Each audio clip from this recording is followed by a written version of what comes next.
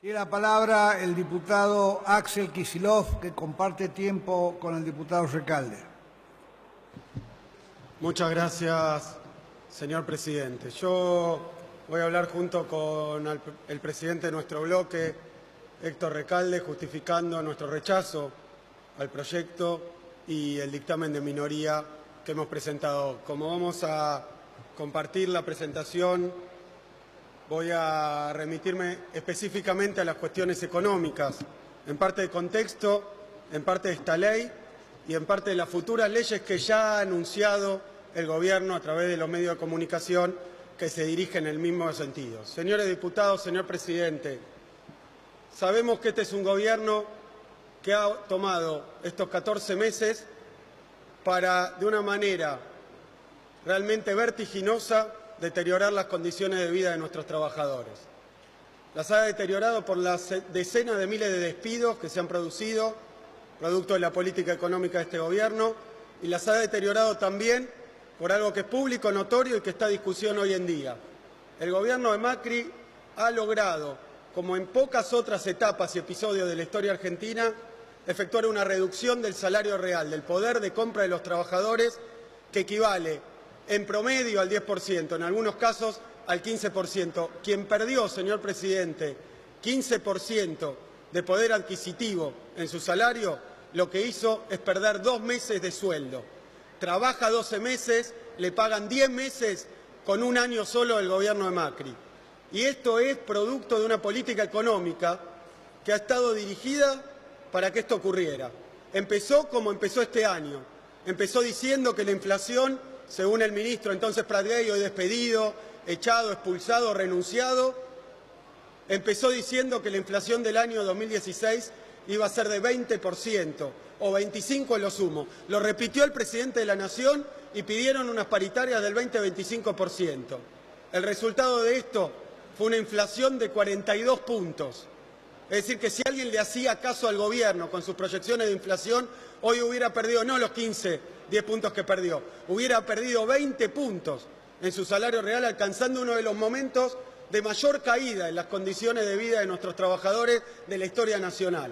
Afortunadamente no fue como quiso el Gobierno, pero desgraciadamente, por una serie de políticas que empezaron con la devaluación, siguieron con los tarifazos, con el aumento de la tasa de interés, con la apertura de las importaciones, con la apertura de la cuenta financiera, que ha generado una especulación financiera y una bicicleta, que es la única industria que hoy anda realmente bien en la Argentina, una bicicleta financiera que ha dejado en ruinas a nuestra industria, ha dejado en deplorables condiciones a nuestros trabajadores que, más allá de la cuestión económica y de los números, hoy tienen miedo real de perder el trabajo como no tuvieron los últimos 12 años. Ese es el producto de las políticas de Macri.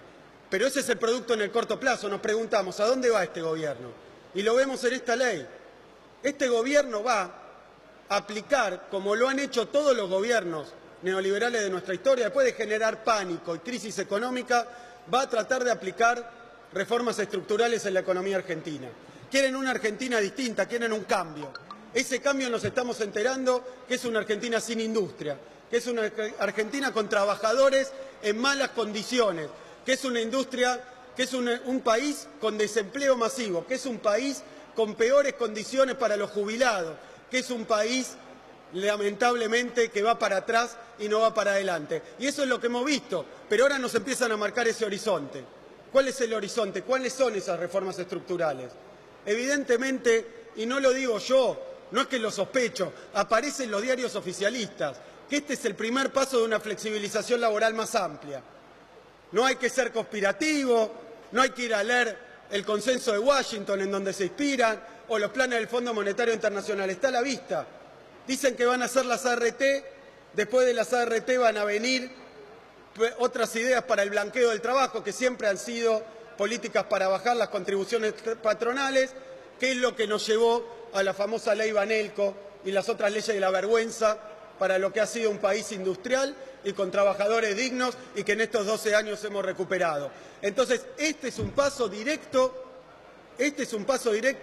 a la flexibilización laboral. Y agrego algo más, porque que esto tiene que quedar muy claro, lo ha dicho el ministro Triaca. La idea de esto es dice él, terminar con la industria del juicio que no beneficia a los trabajadores. Pero ha dicho también cuál es su filosofía. Cuando hay un despido, lo que hay que hacer es comprender al empresario que despidió, no proteger al trabajador que fue despedido.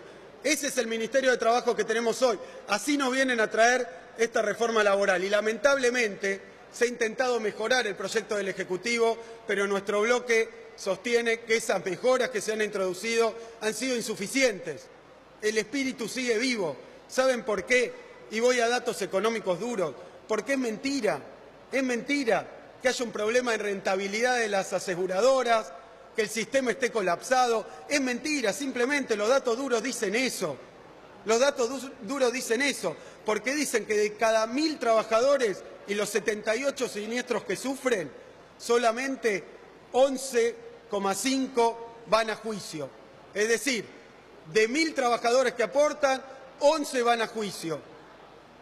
78 siniestros, 11 van a juicios. Eso quiere decir que de 1.000 siniestros, solo 146 terminan en su juicio. Esto no puede generar ni una industria del juicio, ni un desastre financiero. ¿Cómo podríamos ver que efectivamente acá hay una industria del juicio? Estamos en un riesgo, está todo mal y hay que cambiarlo y hay que impedir que los trabajadores puedan ir a un tribunal a defender sus derechos. ¿Cómo lo podríamos ver con el sistema tal cual está? Y que las ART están en la lona, están fundidas. Quien tiene que pagar los juicios, la verdad que no tiene un mango más. Y es lo contrario de la realidad. Señores diputados, acá no hay ningún problema que amerite impedir que los trabajadores puedan efectivamente llevar ante un tribunal sus reclamos. Si el problema es que precisamente no terminan cobrando, pocos terminan cobrando, son disuadidos, no pueden esperar, pocos terminan cobrando. Y esto se refleja en la rentabilidad y en esa cuestión de que no es cierto que haya un problema financiero, que haya un problema estructural del sistema que amerite una reforma que le dificulte, como va a explicar ahora Recalde, más al trabajador llegar al objetivo final, que es que cuando desgraciadamente ha tenido una dificultad, se le cubra esa dificultad que ha tenido. Eso no pasa, no estamos en esa crisis. En primer lugar, porque las ART no obtienen su ganancia, como supuestamente ocurre en este negocio, de la relación entre la prima que cobran y el siniestro que pagan. No es ahí donde está la ganancia. La ganancia surge de la capacidad de invertir los ingresos y sobre todo de la dilación que hay entre el cobro de la prima y el pago del siniestro. Esa diferencia intertemporal ha convertido a las ART, a las aseguradoras, en empresas que viven de la especulación que hacen con los recursos que van cobrando todos los meses. Y no están en crisis y no tienen problema. Miren, si comparamos un sistema que tiene una rentabilidad la más exigente, el resultado sobre patrimonio, el sistema de aseguradora de 20%, las ART tuvieron en 2015 30%. Les va bárbaro, no hay que poner más trabas. No está una industria del juicio que está fundiendo a quien tiene que pagar los juicios, porque además es mentira que esto va contra los empresarios.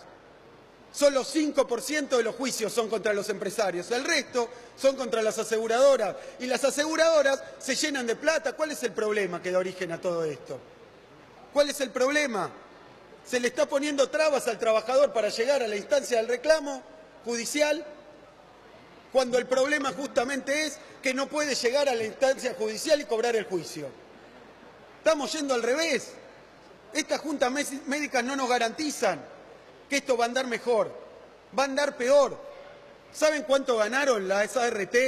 Porque el otro punto, bajemos los costos para las pymes, ¿qué sería? Que las ART cobren menos. Ya pueden cobrar menos. ¿Quieren que cobren menos? Regúlenle que cobren menos. Han ganado 4.200 millones de pesos. ¿Qué problema tienen en bajar las primas? ¿Qué les asegura a ustedes que esta reforma pro-RT va a bajar las primas si ya ganan como locos y las primas son altas? Es mentira, no va a funcionar para eso. Lo único que va a pasar es que si bajan los juicios, y como han hecho en este mercado concentrado derivado del sector financiero, las ganancias quedan en las ART, el empresario va a ganar lo mismo, las ART va a ganar más y el trabajador va a obtener menos resarcimiento. Concretamente, si conseguimos que los juicios bajen a la mitad, las ganancias van a aumentar en 2.300 millones de pesos. Ya tienen ganancia. ¿Las primas pueden bajar? Sí, pueden bajar, que bajen hoy. Regulen eso. No le pongan trabas al trabajador para que obtenga el debido respeto a sus derechos y el debido resarcimiento por sus desgracias. Muchas gracias. Continúa Recalde. Muchas gracias, señor diputado.